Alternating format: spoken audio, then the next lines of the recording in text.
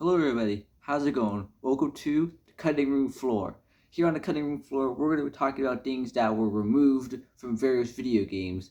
So things that were planned to be part of the game early on in development, but sometime during development were scrapped and replaced with other things or things found within the files of the games, though aren't accessible during normal gameplay. Today we're talking about the first Five Nights at Freddy's video game, which was released in August of 2014 and was developed by a man known as Scott Coffin. This would spark off a multimedia franchise known as Five Nights at Freddy's, centered around a fictional pizza place known as Freddy Fazbear's Pizzeria. But let's begin with some of the stuff that was removed from the game. Now, early gameplay footage of the game uploaded onto Scott's YouTube channel on July 13, 2014, titled Five Nights at Freddy's Gameplay, shows at the very start of the video when the player, Scott's son, starts up at night. Under the text showing what night it is, there's a white pixelated stickman, and to his side is the word 1. Now, in the files of the game, alongside that, text for a sprite saying the word lives was also found, though this is not seen in the video at all, and upon the game's release, the white pixelated stickman and the numbers were all removed from the game. As originally, there was meant to be a set of limited lives in the game, but this limitation was eventually removed, of course, and it makes sense really also because a lives-based game in Five Nights at Freddy's wouldn't really work, especially when it comes to much later, much more intense nights.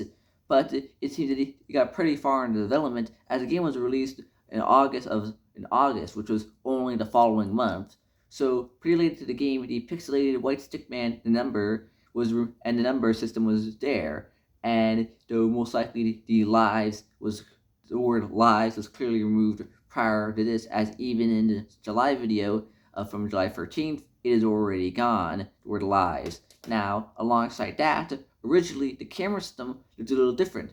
Now, the layout, the map itself was always the same, but where the cameras were placed were different.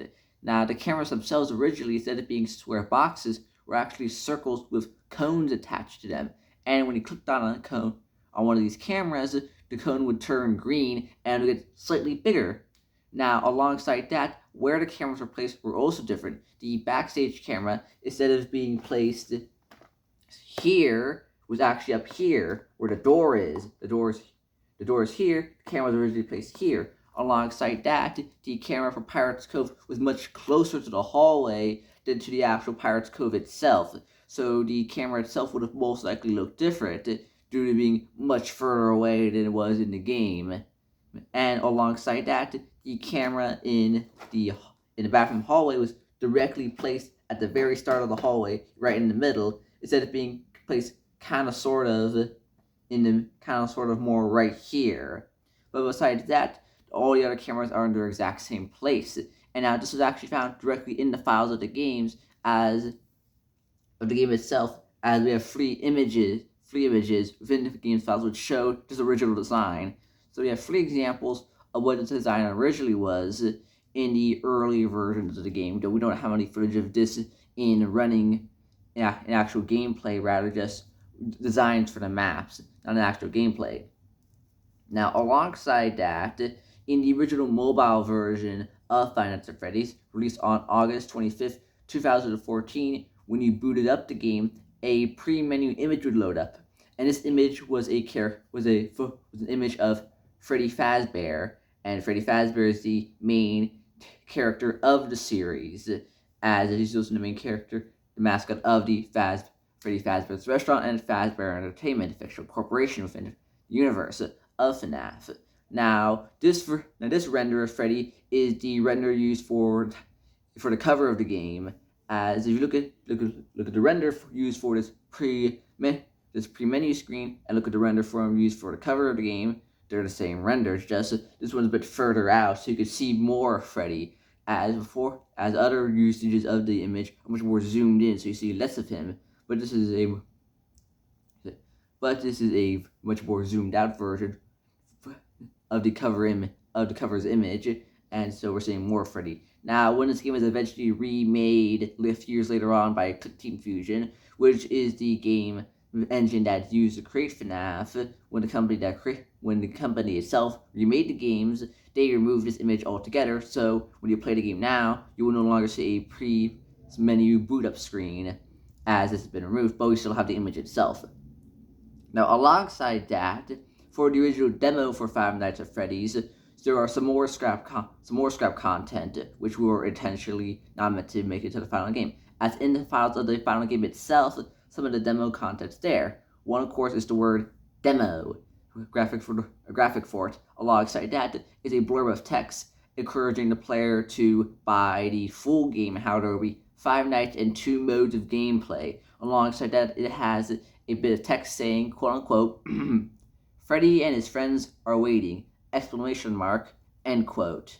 Now, earlier on in development, originally before Foxy the Pirate Fox was meant to be in Pirate's Cove, there were 2 other characters conceived for it. Initially, one character that was meant to be in place of him was said to be a wolf. Now, eventually, Scott Cawthon scrapped that idea, but another idea he had was for a beaver character. But Scott Cawthon also scrapped this idea as he thought it was too similar to a character that he already created from a previous game called Chipper and Sons Lumber Company.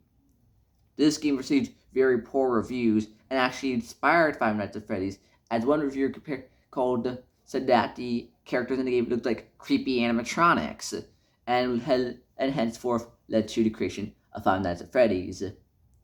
So now we don't have any official models or graphics for these, but we do know when he began working on the game, he did initially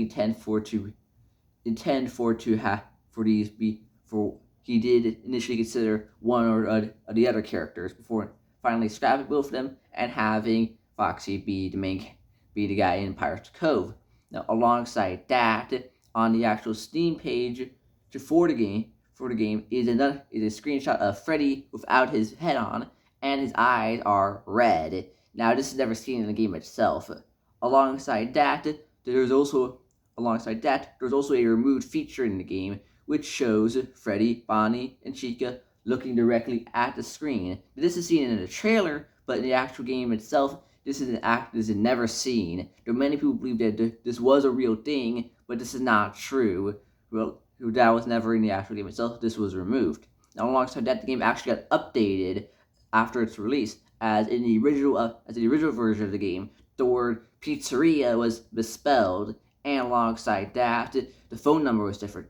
Eventually, Scott Cawthon updated the game, and so the word pizzeria was changed to be the correct typing of pizzeria, and he also had to change so that the telephone number was also changed, so people would suck as people actually called a telephone number that led to a real restaurant in our world. And so he changed the telephone number so you couldn't actually call a real place, and so that they would stop getting constant nuisance calls. But besides that, there wasn't really much. That's just about all of the removed content from the game.